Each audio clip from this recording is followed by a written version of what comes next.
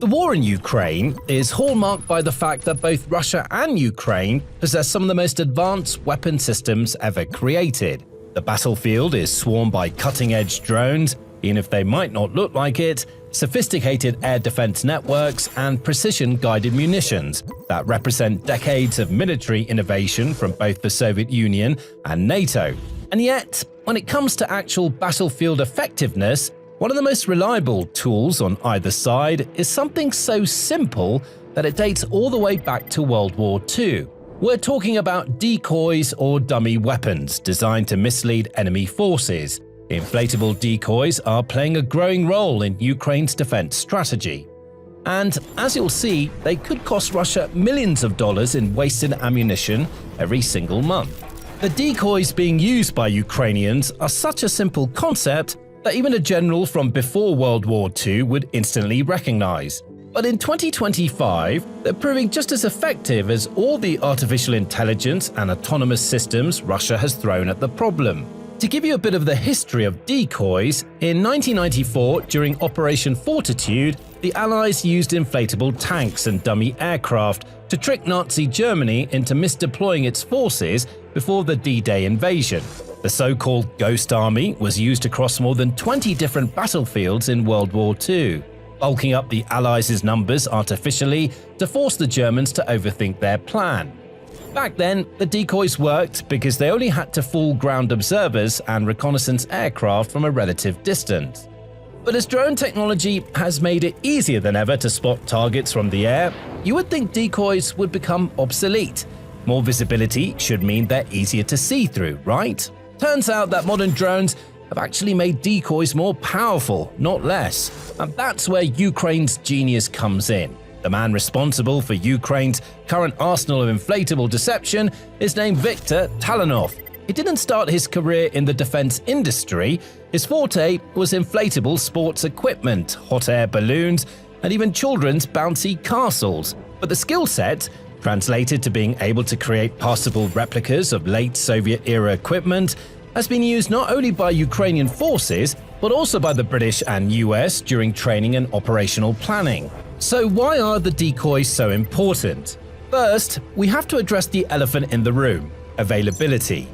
While Ukraine has a healthy supply of Soviet-era weaponry left over from when it was part of the Soviet Union before it disintegrated, its tanks are slowly being siphoned by the war effort. And while the Ukrainian forces would naturally prefer to have a real tank that can conduct offensive operations or fire on incoming troops, the current state of the battlefield also supports another option: viable targets. Due to the saturation of drone warfare, tanks have become particularly notable targets for drone swarms.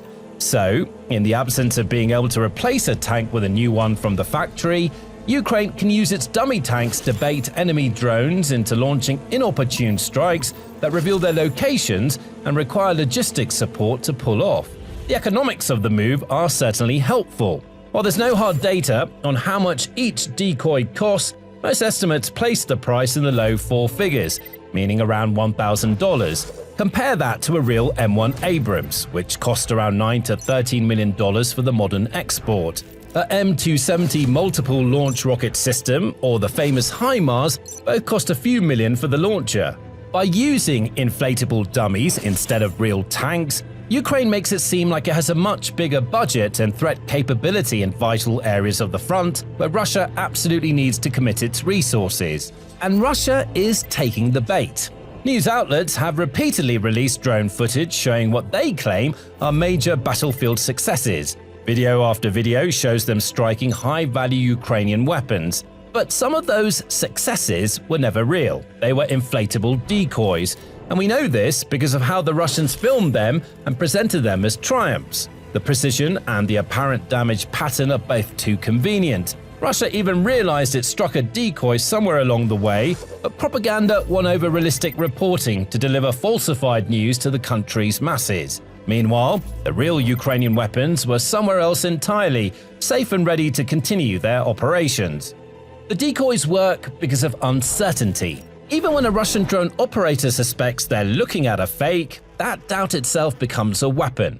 According to Talanov, doubt slows decision-making and disrupts operational tempo. a Russian drone operator has to ask themselves, is this a decoy or not? Should I fire on it? Should I call for an airstrike? Or should I move on and find a better target? Every second spent wondering is a second the operator isn't conducting reconnaissance or planning attacks. And when you're coordinating military operations across hundreds of miles of front line, those seconds add up to hours, and those hours add up to lost momentum. Ukraine makes this effect even more powerful by constantly moving the decoys to new locations. They reposition them just like they would reposition the actual weapons. This only reinforces the illusion. Russian intelligence analysts see movement. They see what appears to be genuine tactical repositioning. They begin to believe they're tracking live targets, and all the while they're just following the decoys around the battlefield. Most of these inflatable systems can be deployed within minutes, which minimizes the time that Ukrainian personnel are exposed to danger. But it also means that they can be rapidly relocated, further complicating Russia's targeting picture.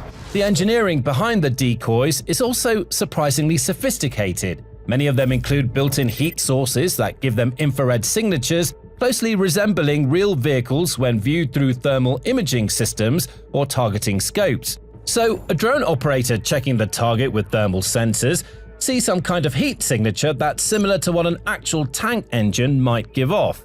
Combined with the visual appearance and with the inherent stress and urgency in drone operations, it's easy to imagine how operators might be fooled. After all, if it looks like a tank and behaves like a tank, why wouldn't it be a tank? Further iterations are going even further. Ukrainian engineers are reportedly working to include smoke generators designed to simulate engine exhaust and electronic components capable of emitting false radio or radar signals. That decoy would actually sound like the real thing to radar systems as well. At that point, distinguishing it from a real weapon would require actually getting close to it. And that's something Russian forces are hesitant to do, and Ukrainian forces aren't going to let it happen. To its credit, Russia has used a similar approach, as there's nothing particularly secret about the concept. It's deployed inflatable fighter jets at northern airfields and fake T-72 tanks in Ukraine. But Western analysts generally consider the Russian versions to be less convincing. They lack the attention to detail, the engineering sophistication, and the sheer commitment to the deception that Ukraine has brought to bear. It's another microcosm of how Ukraine is out-innovating a much larger military power. But the real genius of Ukraine's decoy strategy isn't just the decoys themselves, it's how the strategy fits into a broader ecosystem of low-tech solutions that are systematically draining Russia's military resources. While decoys are certainly effective, they're just one part of a much larger toolkit that Ukrainian forces have developed to keep drones at bay. Take fishing nets, for example. Along the front lines, Ukrainian forces have installed fishing nets to catch and disable incoming drones. This sounds like something from a comedy sketch, but against certain drone types, it works extraordinarily well. Fiber optic drones have been particularly hit by this defensive measure. These drones have a spool of cable that slowly unspools as the drone flies. You can't jam a cable or spoof the signal that's being fed directly to the drone, but the fishing net tangles the drone or even manages to cut the cable, taking the drone out of the equation completely. Even other drones have become useful tools in fighting off endless swarms. Ukrainians have developed simple FPV drones that cut fiber optics, but have also gone so far as to create a drone that has a small loaded shotgun it uses to literally blast opposing ones out of the sky. Then there's the solution that costs almost nothing but can be surprisingly effective: small arms and machine gun fire. Soldiers on both sides use rifles and machine guns to shoot drones out of the sky. It's not always reliable, but it requires almost no infrastructure, no expensive systems, and no specialized training beyond what soldiers already have. The more elaborate versions of that logic are arrays of synchronized rifles, effectively jury-rigged systems where multiple guns fire simultaneously at a target. Russia has deployed vehicles specifically designed as mobile anti-drone gun platforms, mounting multiple automatic weapons on light chassis with specialized anti-drone systems. They're not as sophisticated as what Western militaries are developing, but they're functional and they're deployable.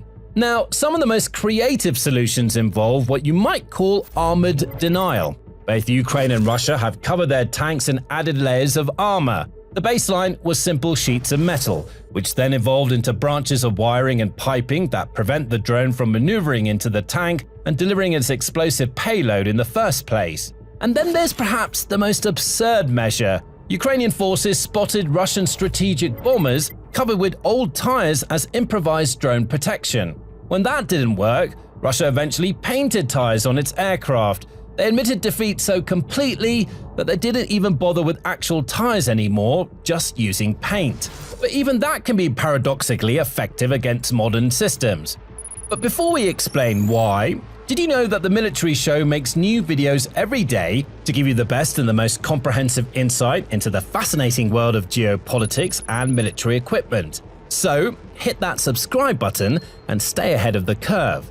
The big deal about the dichotomy between using decoys and using paint or other low-tech systems is that they're designed to fool two completely different monitoring aspects. On one end, you have the human operator, the one who guides your average FPV drone into making the hit. In close ranges, making a lifelike decoy system works because it fools the operator into thinking they're looking at the real thing.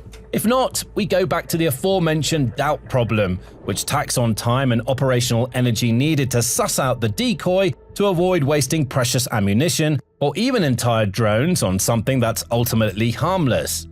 On the other end, there's the computer angle. Visual guidance and machine learning systems track targets based on preconceived notions of what they look like.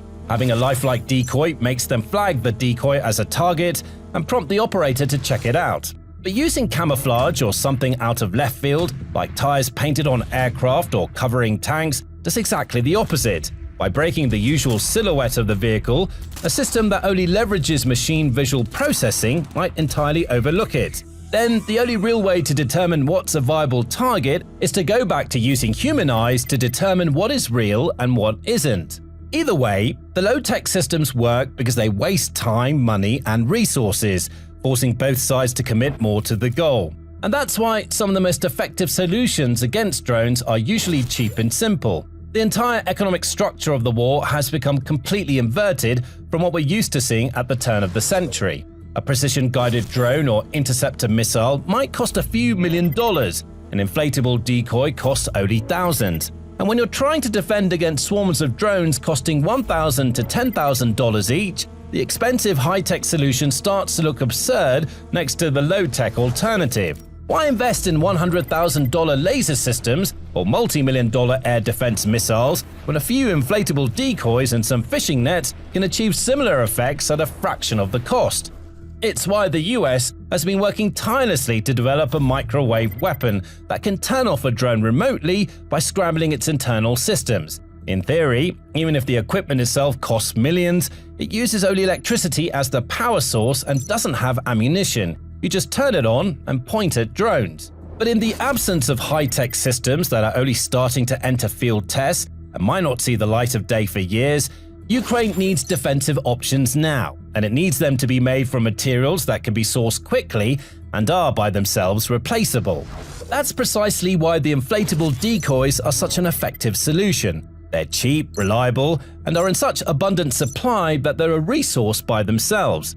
Of course, the economic principle behind drone warfare goes the other way too. Both Ukraine and Russia are using drones offensively to bleed each other's economies and industrial systems dry.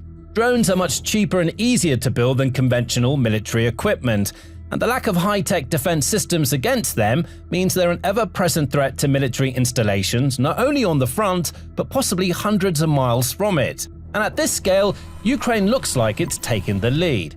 It's developed drones that can strike hundreds of miles into Russia's territory, destroying munitions depots and gas and energy infrastructure such as refineries. Statistics from late 2025 suggest that drone operations have caused an 18% drop in Russia's oil processing capability. Given that Russia has historically relied on gas and oil processing and exports to account for up to 40% of its government revenue, reducing that by nearly a fifth is a real hit to Russia's ability to fund the war in the first place. And Russia is already straining under the weight of all the losses it's accrued. A CSIS report estimates that Russia has suffered around 1.2 million casualties in Ukraine, including up to 325,000 troop deaths between February 2022 and December 2025. This creates a slightly accelerating trend where each year is likely to be deadlier than the next. Of course, there's another problem in that Russia no longer has as many people to conscript to use in the war. Early 2025 was notable because Russia failed to train enough soldiers to offset the increasing losses. The losing manpower problem got so bad that Russia officially started with year-round conscription in January 2026. The new law makes it harder for conscripts to try to avoid getting drafted into military service or leaving the country before signing up for duty. This can help explain why we're seeing stagnating numbers all around and why most of the battlefield victories throughout 2025 were mentioning thin strips of land or a couple of villages.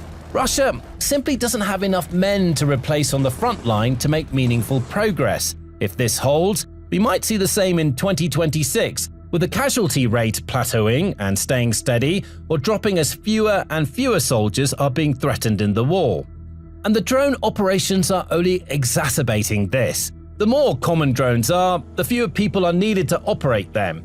In essence, the war in Ukraine, as we see, involves scores of drones on both sides trying to gain ground by pushing through weak points. The 800-mile front line across Ukraine is practically sparse simply due to the fact that most of the warfare is done by semi-automated systems being pitted against one another, where traditional military equipment is being used for target practice. So this is the context in which Ukraine's decoy strategy becomes so brilliant. It's not just a tactical deception, it's part of a larger campaign of economic attrition. Every time Russia fires at a decoy, it's choosing not to fire at something real. It's burning through ammunition that takes factories months to replace. It's using fuel that's in short supply. It's taxing drone operators and command centers that are already stretched thin. The cumulative effect is that Russia's military machine is grinding itself to a halt from the inside out.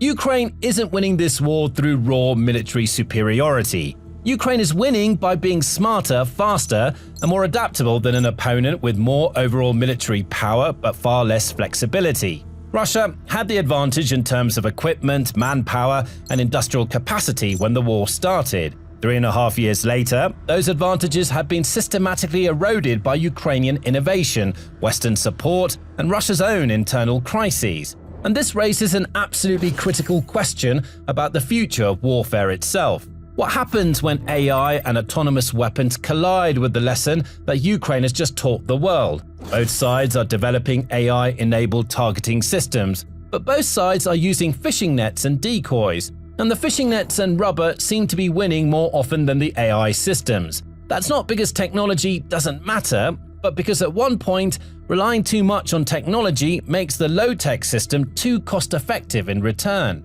This is particularly true for autonomous drone swarms. If a swarm is programmed to target certain signatures or profiles, and those signatures are deliberately spoofed across the battlefield, the swarm becomes less effective at accomplishing its mission. You end up with the same situation we see now: expensive systems attacking cheap decoys while the real targets get away. Ukraine's success with low-tech solutions in the age of high-tech weaponry suggests something profound about the nature of 21st century conflict. It's not about who has the most advanced technology, it's about who can deploy more effectively, more cheaply, and more rapidly than their opponent. By the time Russia realizes what's happening, it's too late. They've already spent billions of rubles on ammunition for targets that don't exist. They've already wasted countless hours of drone operator time on false leads. They've already created strategic gaps in their defenses that they don't have the resources to fill. A 100-year-old weapon, combined with modern logistics networks and distributed production, has become one of Russia's most serious strategic problems. Thanks for watching. Now, if you want to check out how Ukraine is managing to keep up in drone production, check out this video. And to stay up to date with the Russia-Ukraine conflict and all matters of global geopolitics, subscribe to The Military Show for daily videos.